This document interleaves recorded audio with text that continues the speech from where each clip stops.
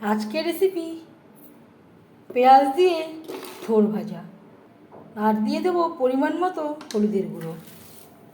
থোর আমি খোসা ছাড়িয়ে পরিষ্কার করে ধুয়ে নেওয়ার পরে আলু ভাজার মতো কুচি করে কেটে নিয়েছি।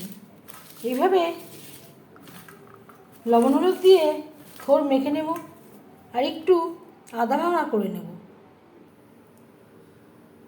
10 মিনিট আমি রেস্টে রেখে দিয়েছিলাম, যদি হাতে সময় থাকে আধ ঘন্টাও রাখতে পারেন। পরিমাণ মতো রিফাইন্ড অয়েল গরম করে নেওয়ার পর দিয়ে দেবো পেঁয়াজ কুচি, আর দিয়ে দেবো কাঁচা লঙ্কা,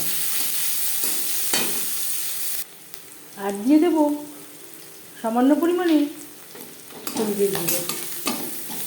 পেঁয়াজ অবশ্যই লালচে করে ভেজে নিতে হবে, নাহলে ঠিকঠাক টেস্ট আসবে না।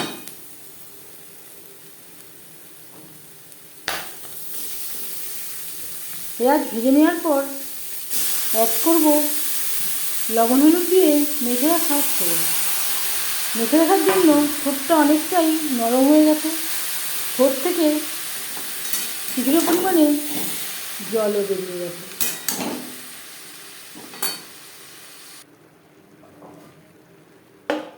মিডিয়াম ফ্লেমে ঢাকনা চাপা দিয়ে থোর সেদ্ধ হওয়া পর্যন্ত অপেক্ষা করব।